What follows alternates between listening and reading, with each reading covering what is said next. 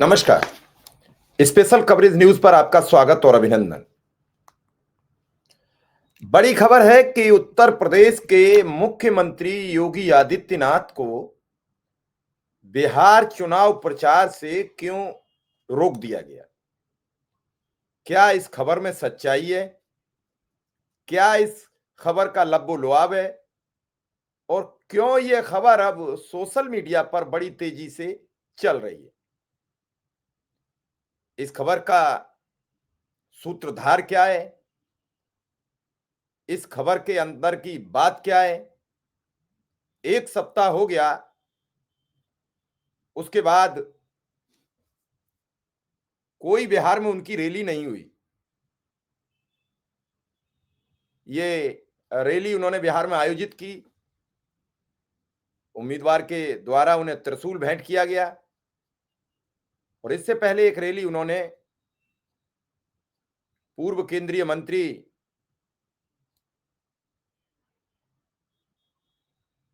रामकृपाल यादव के विधानसभा क्षेत्र में की। पिछली बार वो सांसदी का चुनाव हार गए, इस बार वो विधायकी का चुनाव लड़ रहे हैं। एक और रैली उन्होंने की और इसके बाद उन्होंने फिर कोई रैली नहीं की। सवाल उठने लगे। इस दौरान उन्होंने हिंदू मुसलमान पर बड़ी बातें की, बुर्के की बात की और भी कई सवालात उन्होंने किए और इन सभी बातों से थोड़े से असहज दिखे नीतीश कुमार।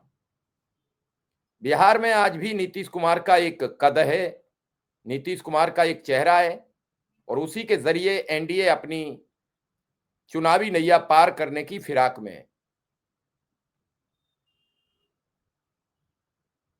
और इस सप्ताह के दौरान योगी आदित्यनाथ की एंट्री नहीं रही। हालांकि इस दौरान नरेंद्र मोदी भी रैली करने पहुंचे, अमित शाह भी पहुंचे, बीजेपी के कई दिग्गज वहां पहुंचे। आज छठ पूजा का तीसरा दिन है। शाम को डूबते हुए सूरज को अर्घ दिया जाएगा और सुबह इस पर्व का समापन हो जाएगा जब उगते हुए सूरज को अर्घ देकर व्रती अपना व्रत का समापन कर देंगी। तो सभी दर्शकों को छठी मैया के पर्व की बहुत बहुत बधाई, बहुत बहुत शुभकामनाएं। छठी मैया सब पर अपना आशीष बनाए रखें। सुनने में आ रहा है कि दिल्ली में एक फर्जी यमुना की एक कुंड बनाया गया है और उसमें शाम को प्रधानमंत्री जी अर्घ दे सकते हैं। अब देखना यह है क्या वो उसी तरीके से अर्घ देंगे जैसे उनकी चर्चा थी कि गया जाएंगे तो अपनी मां को पिंडदान करेंगे। मीडिया ने इन खबरों को बड़ी जोर शोर से उठाया, जैसे आज उठी हुई है कि एक फर्जी यमुना की तस्वीर बनाई गई है और उसमें जाकर अब कई चैनल्स इस पर सफाई प्रस्तुत करते नजर आ रहे हैं। तो प्रधानमंत्री शाम को अर्घ देंगे कि नहीं देंगे?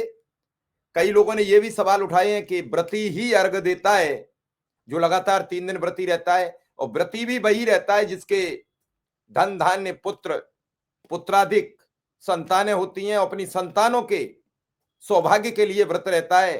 तो क्या प्रधानमंत्री ऐसा करेंगे कि नहीं करेंगे, यह भी गर्त में छिपा हुआ सवाल है। लेकिन सबसे बड़ा सवाल है कि योगी आदित्यनाथ की बिहार चुनाव में रोक किसने लगाई? आपको याद होगा बिहार में विधानसभा का चुनाव था, 2010 की बात थी। नरेंद्र मोदी गुजरात के मुख्यमंत्री थे।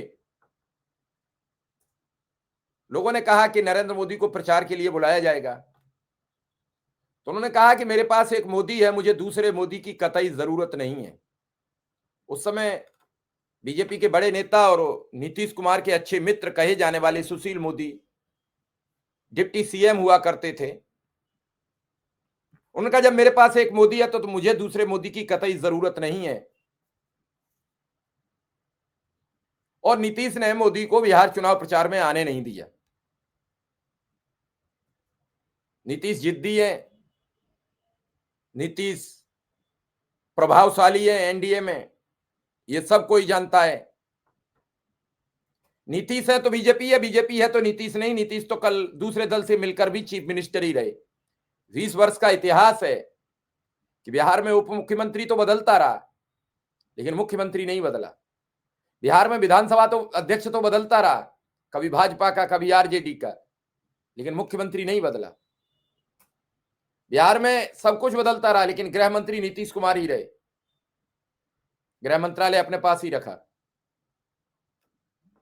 अब नीतीश कुमार, जैसे योगी आदित्यनाथ की बिहार में एंट्री होती है, उनके योगी आदित्यनाथ जी के सभी सहयोगी अधिकारी उन्हें कहते हैं कि आपकी बड़ी डिमांड है, अखबारों में खबरें छपती हैं कि बिहार में सबसे ज्यादा अगर किसी की डिमांड है तो योगी आदित्यनाथ की है। और तत्काल पूर्व केंद्रीय मंत्री राम कृपाल उन्हें अपनी विधानसभा का जो चुनाव लड़ रहे हैं, क्योंकि वो पिछली बार पाटिल पुत्र से चुनाव हार गए, मीसा भारती से, और तब से वो विधानसभा का चुनाव लड़ रहे हैं।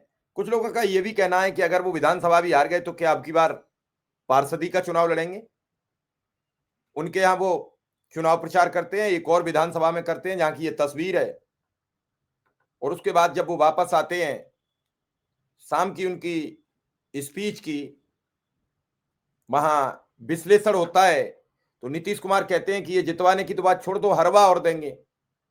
क्योंकि नीतीश कुमार का, महिलाओं का नीतीश कुमार को साथ हमेशा खुलकर मिलता है, चाहे वो हिंदू हो, मुसलमान हो, बौद्ध हो, ईसाई हो, सिख हो या फिर आदिवासी हो। अब इन्होंने बुर्के वाली बात पकड़ी, नीतीश को लगा कि ये तो हमारे लिए असहज कर देगा, हमें जिताने की जगह हमारी सीटों की संख्या एकदम कम कर देगा। तो सुनने में आ रहा है कि नीतीश कुमार ने मना कर दिया और अड़ गए हैं कि योगी आदित्यनाथ को बिहार प्रचार में नहीं आने दिया जाए। भारतीय जनता पार्टी में यह पहली मर्तबा नहीं है। कुंभ का हादसा हुआ था, उससे पहले दिल्ली में 2-3 दिन लगातार चुनाव प्रचार किया। उनके प्रचार करने से एक दिल्ली में बड़े नेता हैं, दलितों के बड़े चेहरा माने जाते हैं, उनकी विधानसभा में भी प्रचार किया और वो इस लहर में चुनाव हार गए, वरना अगर वो जीते होते तो दिल्ली के मुख्यमंत्री होते। योगी समर्थकों ने योगी को समझाया कि आपकी वजह से हरियाणा जीत गए, आपकी वजह से महाराष्ट्र जीत गए। ये नहीं कहा कि आपकी वजह से जम्मू कश्मीर हार गए, ये नहीं कहा कि आपकी वजह से झारखंड हार गए।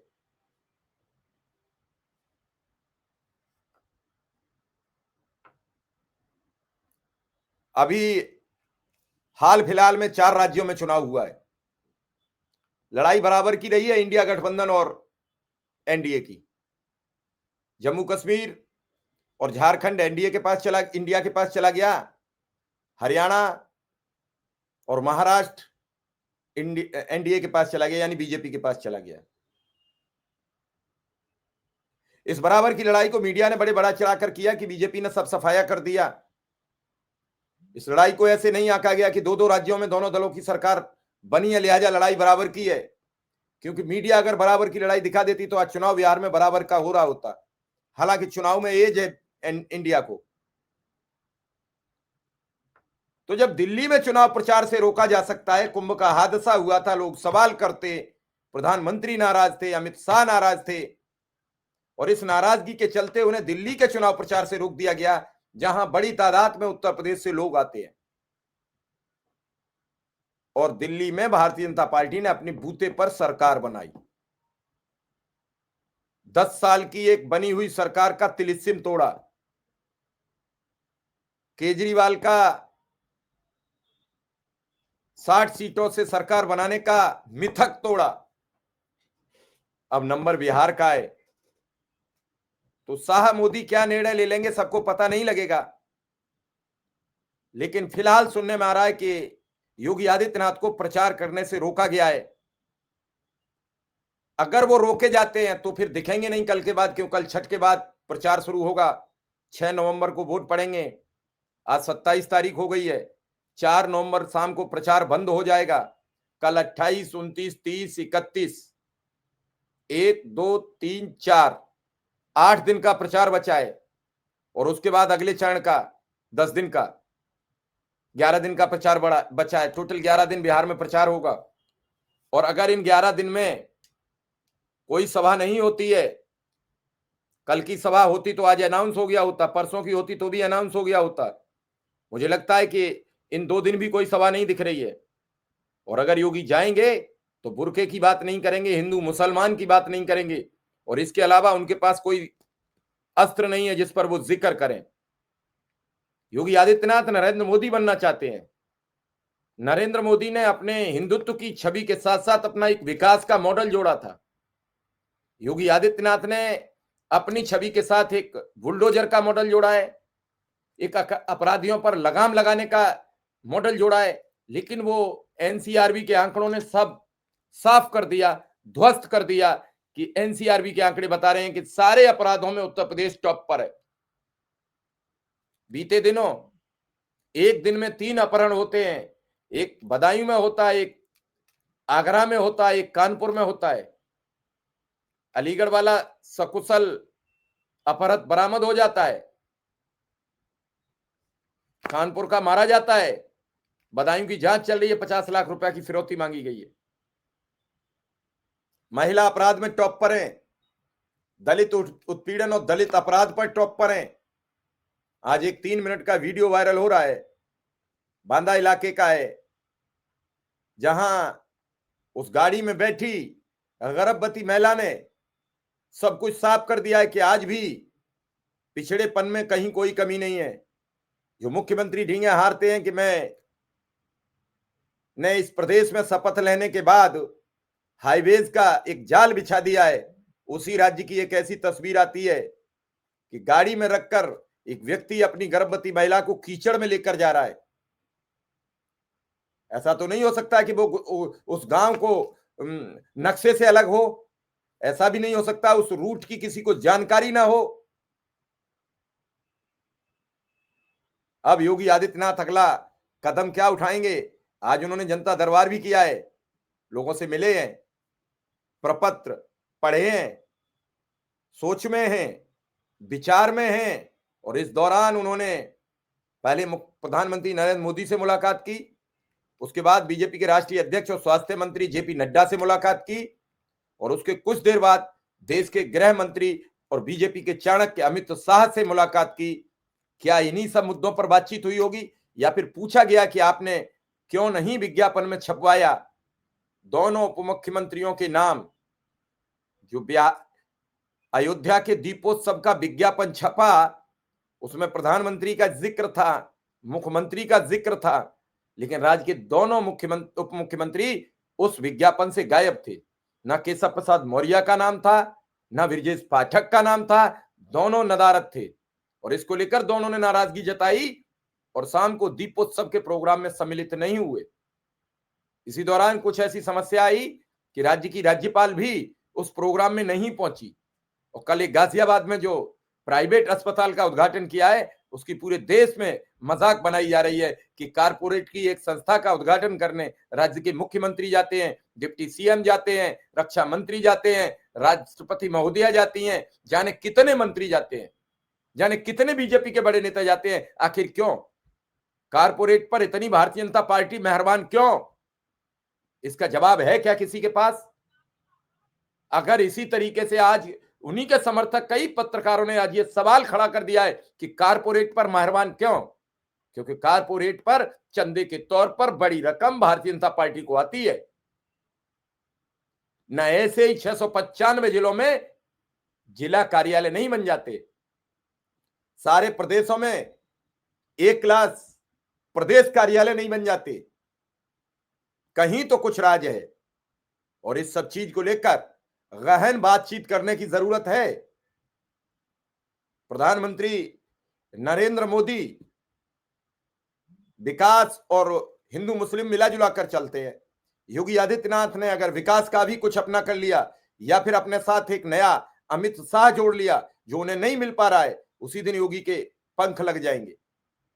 अभी उन्हें एक अमित शाह की जरूरत है, और अभी अमित शाह उन्हें मिल नहीं पा रहा। जब तक शाह एक नहीं मिलेंगे उन्हें, मोदी जैसा एक साथी जो उनके साथ एक अमित शाह है, एक दीवाल बनकर खड़े रहते हैं। योगी आदित्यनाथ के साथ ऐसा कोई व्यक्ति नहीं है जो शाह की तस्वीर दिखाई देती हो जिसमें, तब तक योगी आदित्यनाथ को प्रधानमंत्री की कुर्सी तक पहुंचना बहुत मुश्किल है।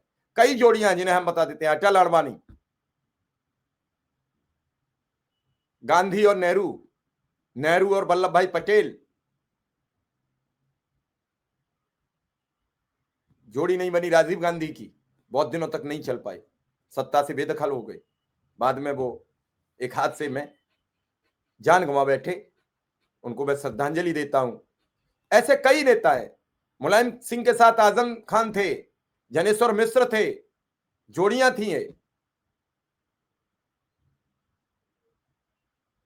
नीतीश और सुशील मोदी थे, अटल बिहारी वाजपेयी थे।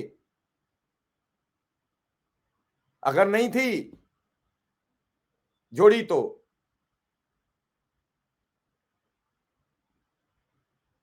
जिन लोगों की वो आगे नहीं बढ़ पाए। राजनीति में एक जोड़ी की जरूरत होती है, एक सिस्टम बनाना पड़ता है, लोगों की टीम बनानी पड़ती है। वो टीम योगी आदित्यनाथ नहीं बना पा रहे हैं, और टीम जिस दिन बनी उस दिन योगी आदित्यनाथ भी आगे बढ़ते दिखेंगे। अब देखना है, चलिए क्या प्रचार में जाएंगे या नहीं जाएंगे, इसकी हमें प्रतीक्षा रहेगी। फिलहाल इस खबर में इतना ही। आप सबका आभार, धन्यवाद, नमस्कार।